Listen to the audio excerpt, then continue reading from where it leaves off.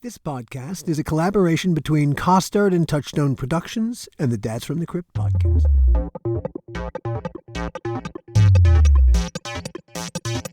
Hello, everybody. My name is Alan Katz. And I'm Gil Adler. And we'd like to welcome you to another episode of the How Not to Make a Movie podcast. Today's episode is called Dirty Laundry. You know, if you really want to know what's happening on a film or TV set, the last people you should come talking to is Gil or me. We know fuck all about what is happening on a movie or TV set at any particular time. The people you really want to talk to are the pretties. Hair and makeup and wardrobe. Today's guest was one of our wardrobe people on Tales from the Crypt. Randall Throp has a whole history unto himself. Right now, he works for Paramount. Paramount. He's been in charge of their incredible wardrobe collection for 20 years. It is a dream job for someone like Randall, who's a movie lover, and is also he's great at wardrobe. And just think, a lot of it just started because working on Tales from the Crypt with us. Oh, gosh, yes. Oh. And even before. I think, Alan, you knew him way before. We are going to talk about our history, because I've known Randall 40 years. God, I'm 63, 40, 40 years. That's shocking. That's shocking. Hey, without any further ado. That's how you make an entrance. That's how you make an entrance. So, we were just saying that actually you and I have known each other. All right, it's got to be 1979. Yeah. 1979. Boy, I don't think I have enough fingers and toes. Easily 1979. Yep. You figured out how many years that well, didn't Jerry brought you? You guys were at Vassar, and Jerry brought you down to the house in Bronxville. Yeah. Now, and I don't know what the event was, but there was just it was a weekend, I guess. It was just. Well, I mean, all right. So I went to Vassar, and among my friends at Vassar was a young woman named Allison Shooker. Now a woman, and Allison lived in Bronxville, and her family. She had a younger sister, Franny, her mom and her dad. They also had someone who lived in this massive house atop a hill in Bronxville, New York. Yeah. Randall lived in the attic, but it was it wasn't the attic. It was a third floor. It wasn't the attic. Said, don't make me sound like David Copperfield or something. No, what's that? There's a movie with David Attenborough, the Bliss of Mrs. Blossom. Yeah, no, I was not living in the attic. I had a very large, very nice bedroom on the third floor. It was massive. No, this was you could have held an NFL game in that attic. I think that we had almost 30 rooms in the whole big house. It was people lived in it.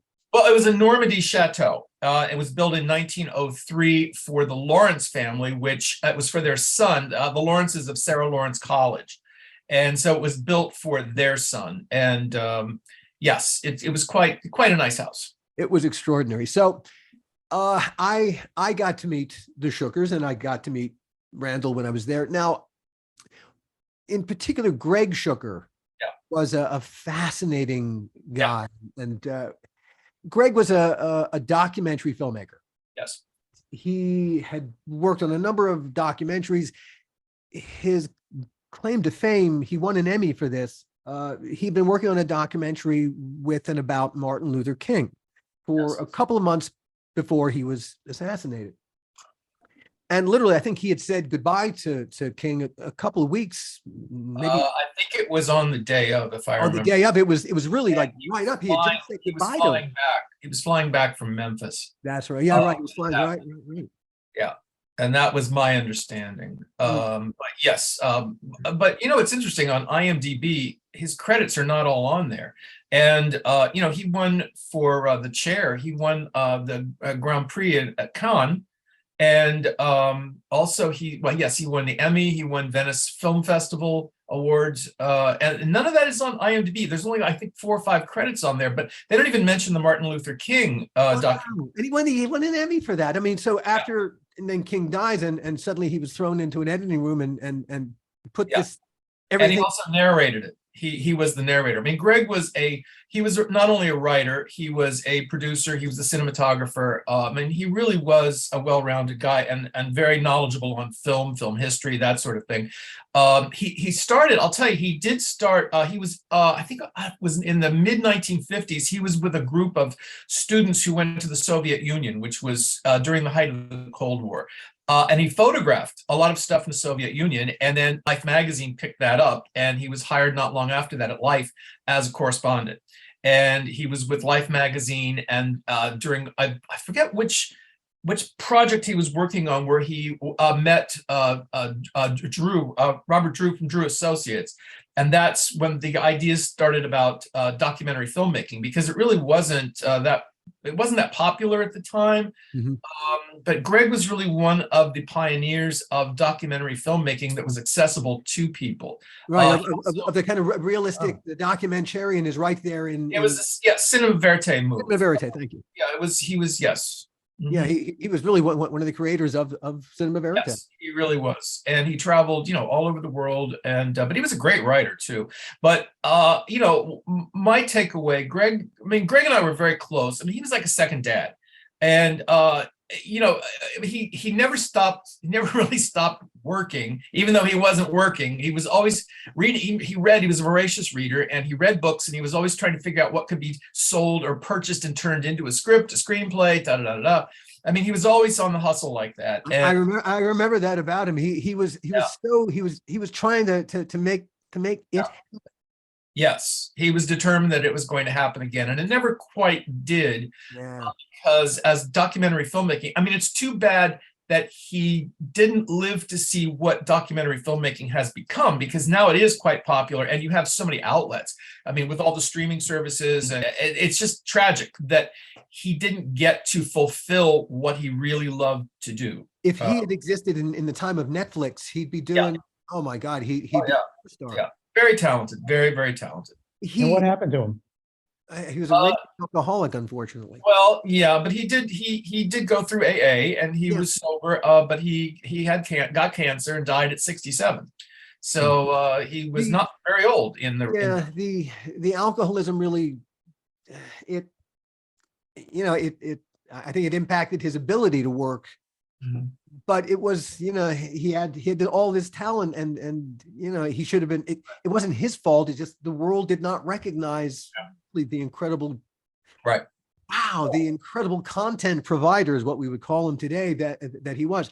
Now, for me, when I was taken into the under the wing of this family, this little Jewish kid from Baltimore, being taken in by this WASP family in the middle of Bronxville, New York. It was we weren't exactly your typical WASP family. No. But from my perspective, this is completely foreign. This might as well be Mars, and you might as well all be Martians. But it was fascinating. I was enthralled, intrigued with the world. But Greg, he was so generous, and his passion for filmmaking got underneath my skin. I loved movies. I loved old movies, but Greg infused. He was a filmmaker. Yeah, and he was the first guy who said, there's this movie called Don't Look Now, and you should catch this. And he made me sit down and watch Don't Look Now, and that opened my eyes, because Greg who said, now look at the color red and water and motif and theme and just the way that the filmmaker had used so many bits and pieces of the filmmaker's art to create this feeling of dread. Oh yeah. Yeah. Such artistry. And I just watched it the other night. It was on Turner Classic Movies. And it still, for my money, has the best sex scene between mainstream actors of any movie in the entirety of world cinema, bar none. And watching it again, I'm even more convinced it is so good. First of all, it's so intimate. You get a feeling that that the rumors, the stories might indeed be true, that they really did consummate there on the set. But it's the clever intercutting. Yeah. They're That was having really sex, done. and you feel like it's the sex for the first time since their little girl died, and they're getting it. He intercuts that with them getting ready to go out to dinner afterwards, Mhm. and it just gives it a feeling of passion, and yet the ordinariness of life. Yeah.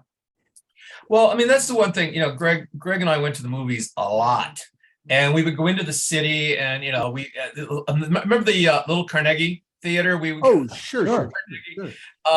it's like we would see these great movies, but he had such a passion for it. But the one thing I learned from Greg was, we're not going in if the film has started. No, of So course.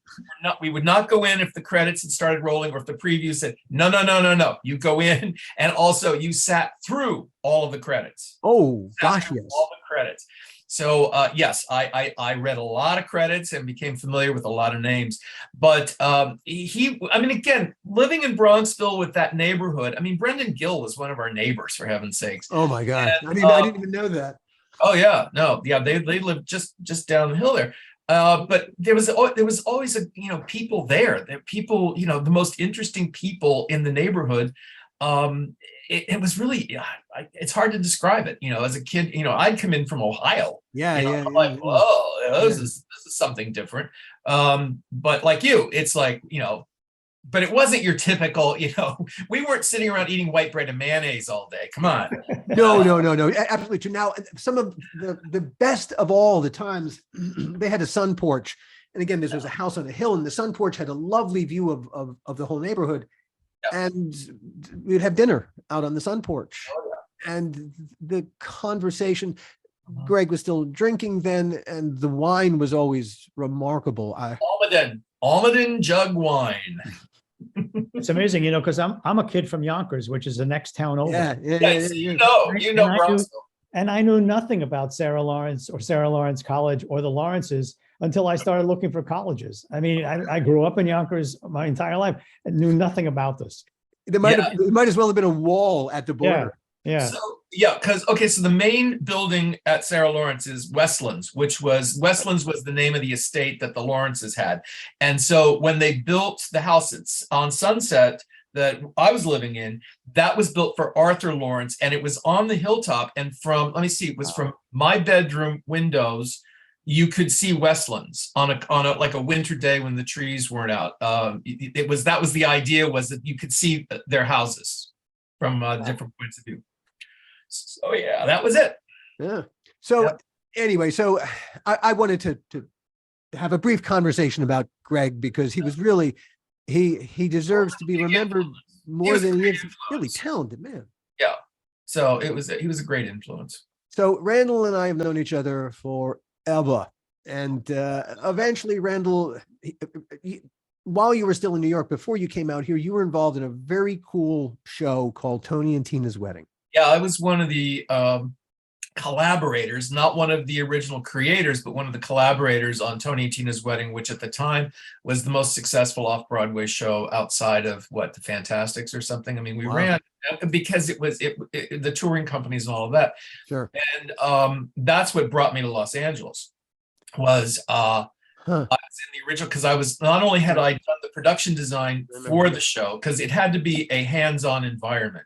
So everything had to look real. So you went to Vinnie Black's Coliseum, which was supposed to be like an Italian wedding establishment, and it had to look real, absolutely real. And so that was my job. But also, they had me in the show as an actor. I played one of the caterers named Vlasic, who was Russian. And because I was roaming the room and just monitoring when people would start to take things, we had a lot of people that, just wanted to lift things and take them home as souvenirs. And so, so Vlasic was kind of the hall monitor for walking around. So that was my character. And then what we brought it out to, I also swung, I was the photographer for a while. And did I do so? I don't care. Anyway, then we came to Los Angeles. The original company came to Los Angeles, and we opened the show at the Park Plaza Hotel downtown there on MacArthur Park, which was really interesting. And then I guess I don't know. I just didn't know what I was going to do. I just decided to go back to New York, and because I had a great apartment in Brooklyn, beautiful 3-bedroom floor through, and I'm like, I'm not giving this up. But you Where, know, where was your last apartment in Brooklyn? it was on Fifth Street between 7th and 8th, Uh-huh. right on well, a block from the park. For a space of time, Randall and Allison Shooker and I, we Yeah, shared.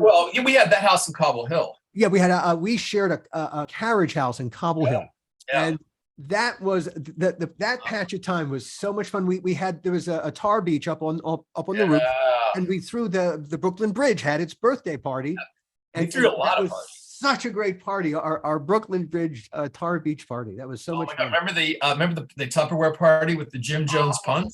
Oh, the Tupperware party was hilarious. That was You so much fun. talked a Tupperware lady to drive all the way down from White Plains to Brooklyn, to Cobble Hill, Brooklyn, and bring all this Tupperware. And we made that Jim Jones punch, and people got hammered. And they bought. She said, "I've never sold so much Tupperware in my life." And we were not like she was from White Plains. She Yeah, was she just came down all the way from White Plains. Yeah. Yeah, and we were, it was a bunch of theatrical creatives, in Cobble Hill, Brooklyn. And she walked in the room and thought, I've wasted my time. No one here is buying the shit, and we're weirdos. And I think she got more hammered than anybody. Yeah, no, absolutely. And remember, you got all the stacks, the boxes and boxes of Tupperware that arrived, and I had just to stuffed them up distribute. in the dining room. Those were the days. Who's gonna buy? Who's gonna pick this up? I remember, like, oh my God. I think I still have a couple of those pieces. Anyway, so you eventually you got out to Los Angeles, and eventually. Well, at the time, our mutual friend Jerry Davis was dating Jay Galati, who was a costume designer. And Jay and I became fast friends. And she said, well, why are you going back to New York? Are you going back into the show? And I just assumed I would go back into Tony and Tina's wedding in New York. And she says, well, do you want to learn the business? Have you ever done costuming? And I said, well, in college, I did a little bit of that, and, just be part of the theater program. And she says, well, I'm doing a show. I'm doing a mini series for NBC called The Great Los Angeles Earthquake.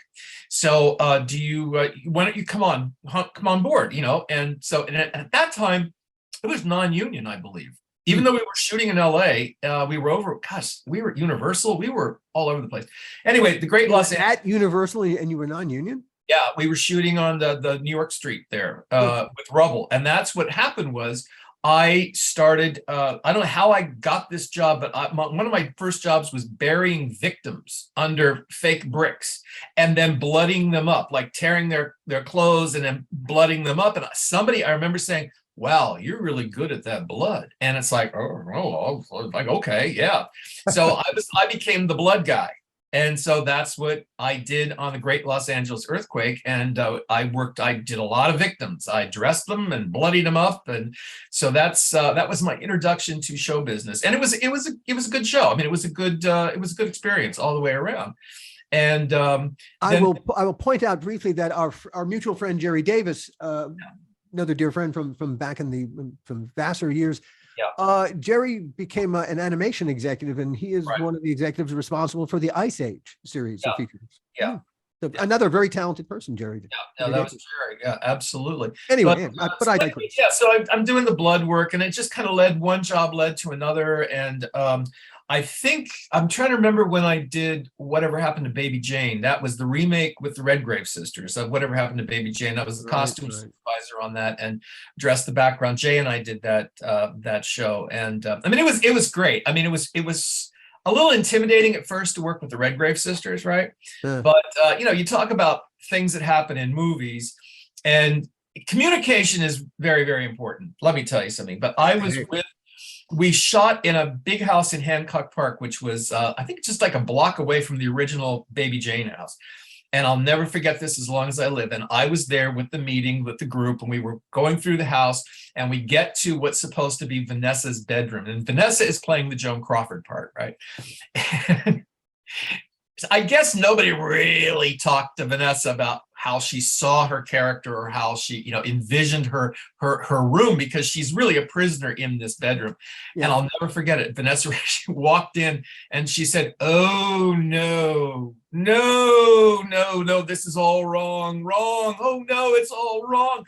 And the set decorator, I felt so bad for, had purchased thousands of dollars of vintage wallpaper and had done it's a huge bedroom, had done the entire bedroom with this wallpaper and this furniture, which was kind of a throwback to the original film, not to what her concept of her character was. And I'll never forget this. And she said, "Oh no, I'm going to call David." And she went out into the hallway and she called David Hockney and got a painting. She wanted one of the swimming pool paintings in her bedroom on the wall. And that's what David. I'm going to call David. And she called David Hockney and got a painting sent over. So anyway, they had to redo the whole room to match what her whole concept of her character. Now, Lynn was a delight to work with, absolute delight. I loved her. She was like one of the coolest people I've ever worked with. And I really enjoyed every minute with her. She's terrific. I hope that painting after the production wound up somehow in your bedroom or living room. No, sorry, did not. It was huge. It was a big painting. It was not a little painting. It was a big painting. But no, it was a great. That was a great experience, and I think from there is when then I got involved with Tales. Yeah, I think was it season 4 that you came aboard? I think it might have been. I know that we did the episode. One of the episodes was with Henry Gibson. Would that have been Henry Tom Gibson? Hanks's, yes, season 4. That was with Tom Hanks. Tom Hanks. We were at that big house, like in Calabasas or something. We were shooting it way out somewhere. Yes, I think that was the first season. Yeah.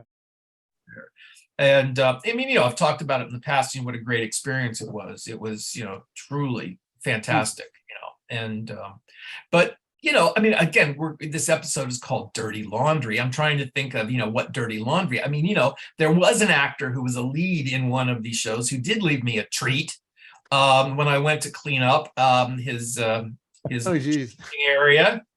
It's, laundry is a very intimate thing. It's a very intimate thing. It is. It tells a story that sometimes you don't intend to tell to other people. Well, for the most part, the actors that we did hire on the show, the three, because there were always 3 principals for every episode. Then it was background, more or less, right? And so they were all really great. But you could tell the actors who had been trained or had worked in theater, because when you went into their trailer, you went into their dressing room, everything was hung up. And the ones that just came from television or their stuff was just laying all over the floor. There was no rhyme or reason to it. You had to pick up their sweaty old socks and shoes, and it's like, but it's just part of the job. It is part of the job. But now I remember what the thing that, and Gil, I'm trying to remember what episode it would have been on. It was because this is when I was supervising then, and you wanted me to talk somebody into doing full nudity. And you said, "Oh, why don't you go in because you're a diplomat. You're the diplomat." And I'm like, "Well, how did I get up? What do I have a part that says I'm a diplomat? No." And so, but I had to do that several times. And you had to talk people into doing nudity for us. Yeah, can I say what one of the episodes? And I'm trying to remember which it was. It was. Can I say who it was? Sure. It was. I think this was Bill Malone's episode, and it was with Sherry Rose. Oh, sure. Peter Honorati. Oh, it's a great episode. Only Skin Deep. Yeah. Okay. So, great episode. And I think that, and I forget whether Gil came to me or somebody came to me. It may have been Bill saying, "Do you think that they would do this nude?" And I said, "Well," and so I went into Sherry and I said, "Hey, Sherry, by the way, Peter said he will do this nude if you will do it nude." And she said, oh, okay. So then I go to Peter and I said, "Hey, Peter, Sherry will do this nude if you do nude." And so I remember we had a robe standing by. "Yes, I'll be right there with you with the robe," and all of that. But yeah, I had to do that several times. And then there was the time with the poor kid. He was like a young guy. This may have been a teaser. It may have been a teaser for Demon Knight, where you had this guy was supposed to be screwing this woman on a bed. And I remember well, anyway, and we set up the shot, and then they said, oh, because he had a pouch on to, cover everything up, and it had a string that went around the waist. And I forget who it was said, hey, is there any way we can lose that string? I mean, it's too distracting. We're trying to get a shot of his rear end here, and he's like pounding on her, blah, blah, blah. So I had to take this kid back to the trailer. Now, this was not like, this kid was not a seasoned professional, put it that way. But I take him back to the trailer and I explain what they want. And I felt so bad for him because he was kind of hairy down there. And so I had to take the pouch, and it was kind of like a thong type thing. Had to cut that off, just get the pouch. And then I had to put Topstick all over his crotch. Now, for anybody who doesn't know what Topstick is, it's toupee tape. And that's what you lock a toupee onto your head with. And this poor kid, I didn't even want to be near that trailer when he had to pull that stuff off, because I'm sure it was not a fun experience. But I had to put so much on there to anchor it down in order to keep everything, intact, because he did not want to do it nude. No, there was no way he was going to do it full nude, full frontal. I'm glad Alan and I didn't have to do anything in nudity. Otherwise, we would have probably still picking off that tape now. We wearing it to this day. We use Topstick for everything, but so it was. I mean, those were the only things that I would say. Tales was such a great experience, and we've said this before. The cast that was always there, the principals, they were there because they wanted to play. And we tried to make it a fun environment, and we tried to make it as easy as possible. Yeah, you're going to get bloody, you're going to get dirty, you're going to get, whatever. You're going to have your heart ripped out, your intestines pulled out, yeah. But I remember when we did the fitting for Isabella Rossellini on You Murderer episode, and I remember looking at you as she came out, because she wanted to do it as her mom. As Ingrid Bergman, she wanted to do it as her mom, Ingrid Bergman in Casablanca. She wanted to do it as Elsa, which was, I mean, to put that look together must have been so much fun. Well, so Warden Neal was the costume designer on the episodes. And again, Warden really concentrated on just the principals, and I did everybody else. But in that fitting, because she's a sweetheart. Isabella Rossellini was a lovely person. And she came out of that little dressing room we had there, and I'm like, okay, wow, this is kind of, because I know Warden really searched high and low for the hat.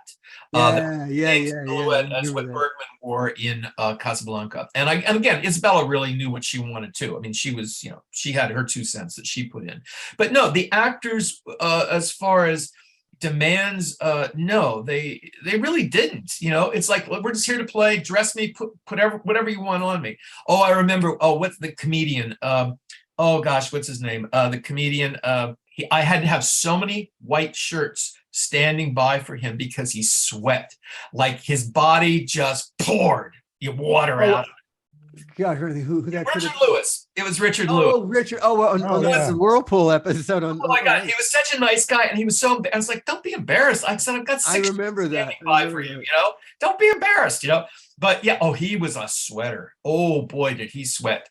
And he was also kind of nervous about doing it, but he was very nice. I mean, everybody was nice. He was a pleasure. He was a pleasure to work with.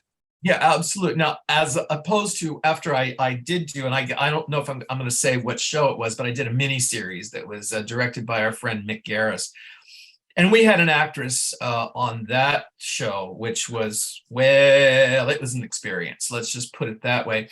And I'll never forget, the dry cleaners called me and said, hey, Randall, I don't know what's going on, but we cannot get the stench out of her sweaters. It's so bad. It's so pungent. What is happening? And we tried everything. And I'm like, oh boy, I don't know what to tell you, because she wore sweaters for pretty much the entire picture, right? And so I called my good friend Wendy, who had worked with her on a previous film. And I said, oh my God, can you help me out here? Did you have this problem? Oh, yes. Oh, yeah. Here's what you do. You go to the liquor store, you buy the cheapest bottle of vodka you can find, put it in a spray bottle and spray it down, which is what we did. And I mean, what does that tell you about vodka? Wow, this is incredible.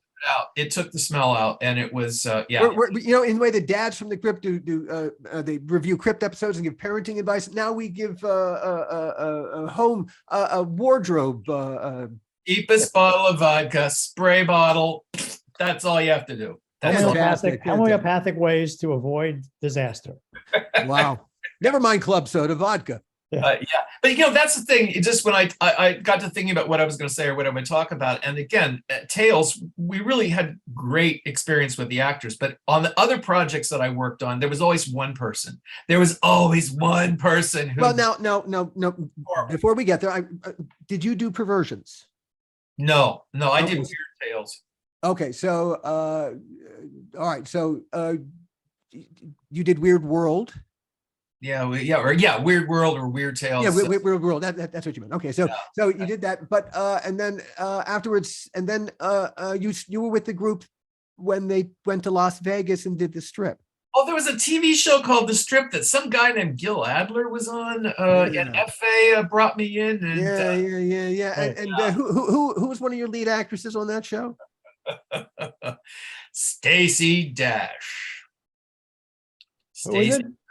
Stacey Dash. See, you've forgotten her already. Do you remember what? Oh my gosh, I've never worked with an actress who walked into the trailer and hated everything immediately and just refused to wear anything. I've never had an actress piss off wardrobe, makeup, hair, set decorator, prop master. It was such a bad attitude. Do you remember that, Gil? I actually don't. I don't remember her at all. all. My God, that's so funny. I was sure. Oh my God. Well, if this is she sounded like another Dennis Miller. Yeah, very close. Very, very, very close. Actually, maybe a little nastier, really, and truthfully. She really had quite the attitude, and we were all like, wait a minute, we've all been getting along and having a good time here, and then you're introduced as one of the lead characters, and you refuse to wear the stuff that was bought for you. And we're not it wasn't a high budget TV show at all, not at all. And so we were trying to make do, and it's like, little things like shoes. I won't wear those shoes. No, I'm not.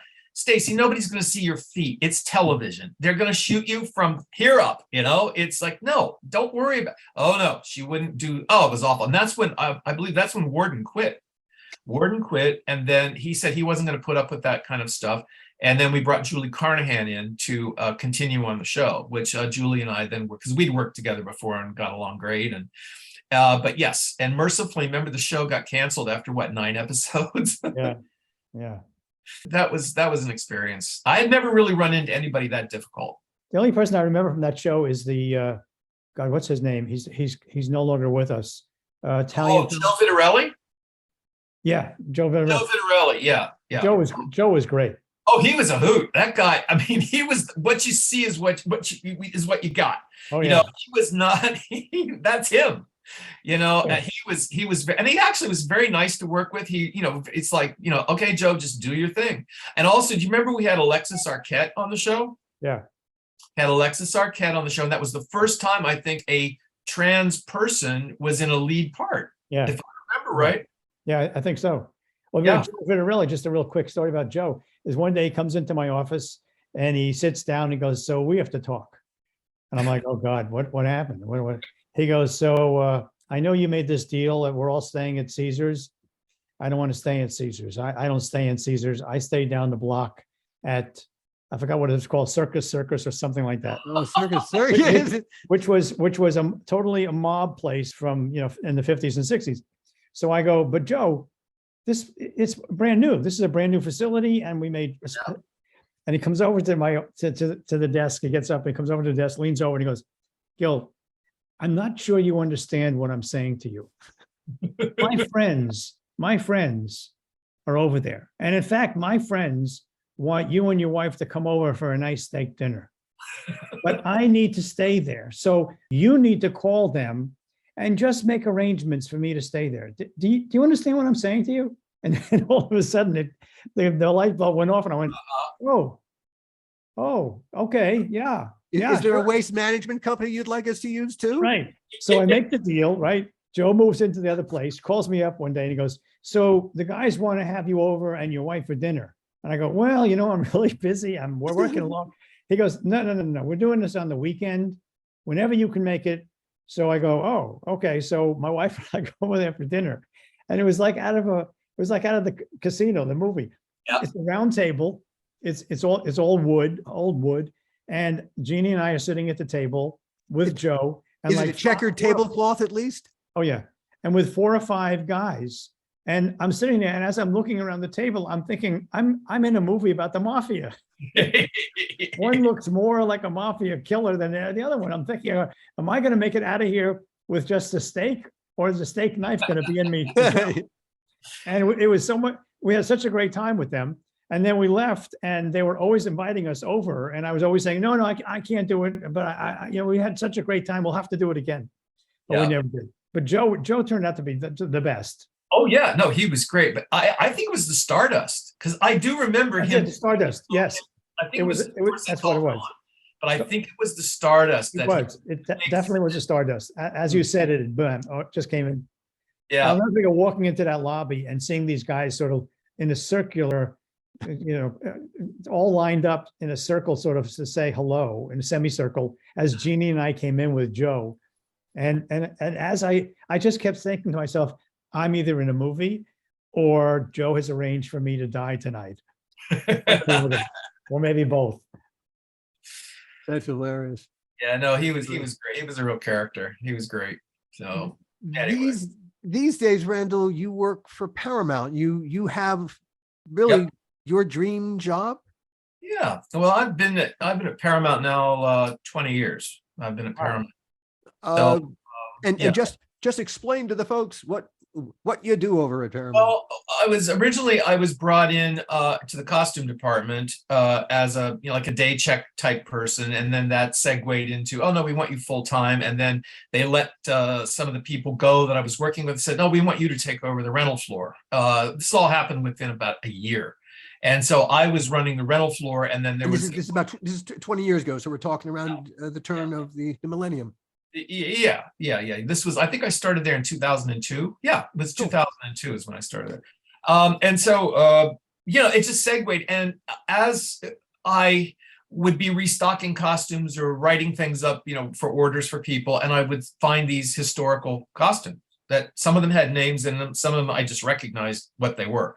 And I'm like, oh my God, no, I'm not renting this. I'm not renting it. And so I started hiding stuff. What was the first one you recognized? You went, oh my God. Oh God. I know what this is. It was Jane Russell from Son of Paleface. Wow. And it was a red and black striped performance costume that she wore when she sang the Wingding song, the Wingding number.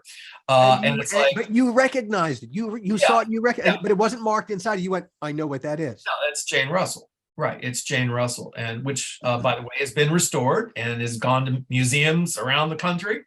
But yeah, so that was one of the first, and then it was a little just pieces. I'd see these names like Barbara Stanwyck and Veronica Lake, and like, oh my gosh, Dorothy Lamour, and like, oh my gosh. So I just started hiding them. I started bagging them up and putting notes on them that said, "Do not rent, damaged." Then we had the jewelry collection, and the jewelry collection was kept separate. And I started realizing, oh my gosh, well, this is pretty good stuff. And I think it was about 2006, they decided to close the department, and they were going to sell everything off. And I said, oh no. And my boss at the time, who was great, and he said, well, I know what you've been doing. So why don't you go to all the other studios and see what their archives are like, and let's talk. So I went to the studios, and actually it was Leith Adams at Warner Brothers who really kind of took me under his wing and taught me how he did things. And so I modeled how I wanted to set up Paramount's costume and prop archive based on what Leith taught me. So anyway, what can I say? It's now 20 years. We have about 39,000 individual contemporary pieces. They go back to 1987. And then I have about 3,500 vintage pieces that go back to 1914. Jewelry, there's 12,500 pieces of jewelry. And we've just discovered Jackie Rohr, who works with me. She does a lot of our jewelry restoration. She just discovered an Anna May Wong necklace and bracelet set from a 1938 film that we did. So yeah, and then in 2024, I'm doing where when you say just found, where do these things get just found? well, going back to the jewelry was in a separate room. Contemporary jewelry was in one room, and the like historical and fantasy stuff was in another. Mhm. And they sold off the contemporary jewelry before I had a big say in it, right? But the other jewelry, I lied and I said, this stuff probably doesn't have much value and it's broken. I said, we'll find the right buyer for it. And I knew damn straight, it's the Ten Commandments, it's Samson and Delilah, Oh my it's stuff God. from the Oh my 20s. And it's like, I'm no fool.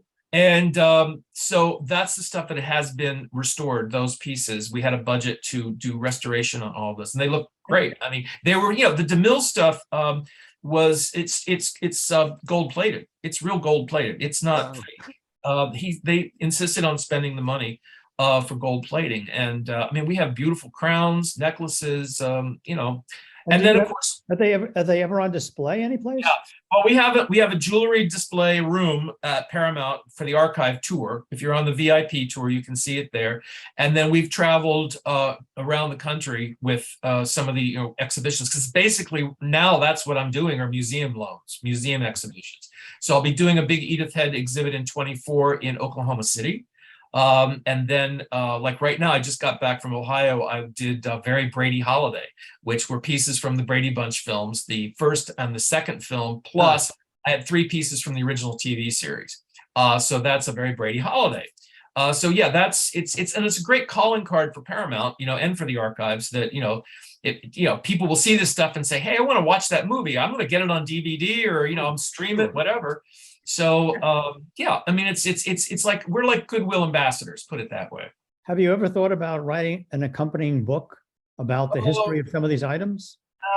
Yeah, people have asked me about that, and what I find I would read that. I would love to read that because well, yeah, I mean, what was more interesting to me is when I started discovering this stuff was what poor condition so much of the stuff was in, and I photographed a lot of the stuff in its deteriorating state, which was interesting, to look at. And now the bulk of that stuff has been restored, and it can be displayed. And we have a person who does all of our restoration work for us, and she's really great and understands the nature of this fabric and what it takes, because we don't allow any of these pieces to be worn again, but they can go on a dress form or a mannequin. So but it's another whole element to have some text to how and what happened to this thing, a garment or jewelry in its heyday, and how it got to here. That to me would be, even more interesting than just looking at it going, oh, somebody, so-and-so wore it. Well, I think that would be really interesting. Well, back in the day, this stuff was considered it was used for one film, and then it would go into a stock, open stock. They reuse it, recut it. There was no real respect for it. And it wasn't until after that MGM auction in 1970 that then suddenly this stuff had value. And that's when the studio started unloading a lot. Also, storage, it was very costly to store a lot of it. So, and storage was at a premium. And, that was the big transition back in, from 69 to 72 is, how films were made and the type of films that were made. And people didn't need an Edith Head to create costumes from scratch. You went to Nordstrom's, you went to Macy's, you went to Saks, you bought stuff from people.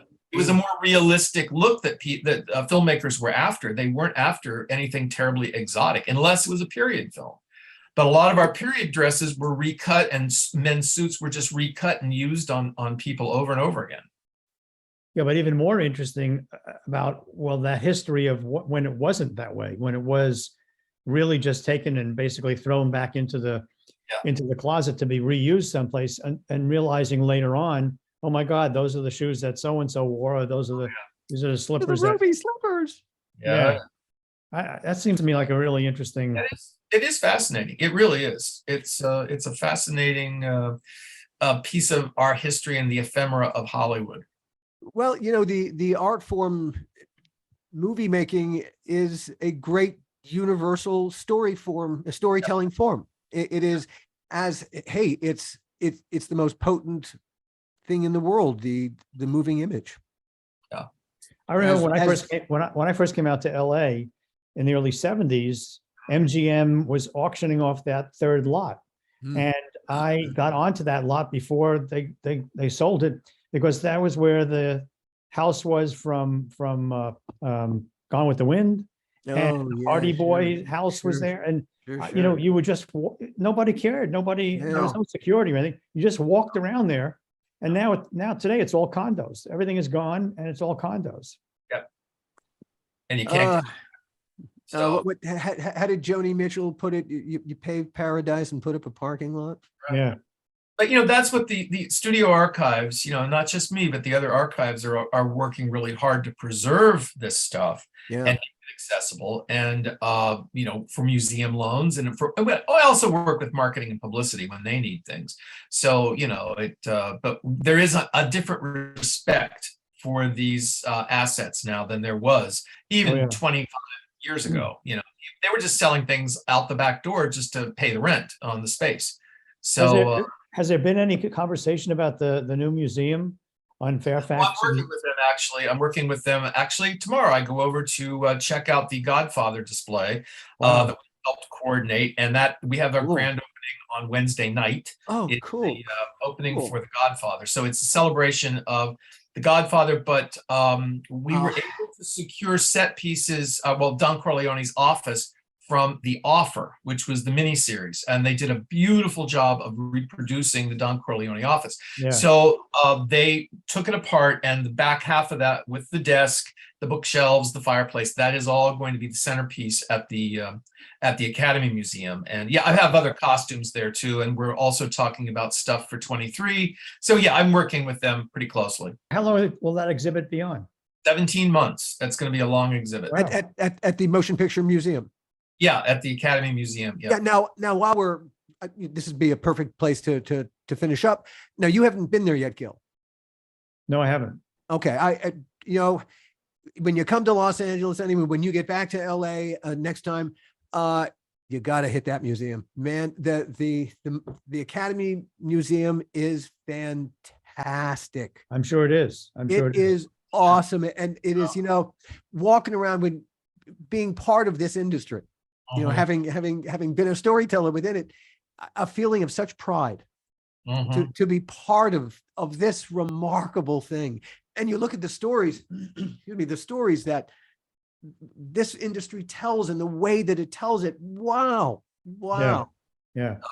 In fact, if I may be so bold, I think you should take one of those smelly sweaters and put it up in the museum. That's yes. The secrets. Hey, there's a whole exhibit that the museum is going to have to think about called Dirty Laundry. Dirty laundry. Yeah. And if you can guess, if you can guess who wore it, perhaps you can keep it. There you go. All yours. In your head. Yeah. Thank you so much for joining us today, Randall. You are so welcome. I'm always, whenever I get to talk about tales and just, my experience, I love doing that, because it was, like I said, over and over again, it was a great experience. And it's too bad it ended too soon, really. But we all had a terrific time and appreciated each other and respected each other. And but I still know how to, rip a heart out, take a head off, stab somebody in the back a couple of times.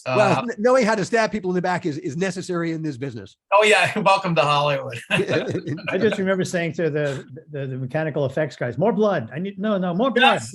More blood!" And then I remember a conversation I had once, and I said, "Wait a minute, this blood doesn't look red. This is not blood. This looks like fake. You got to have real blood. Why is it looking so fake?"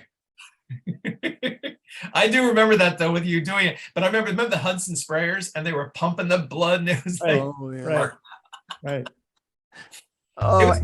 Thank you for joining us, everyone. Don't get us. We'll go down a whole other rabbit hole of.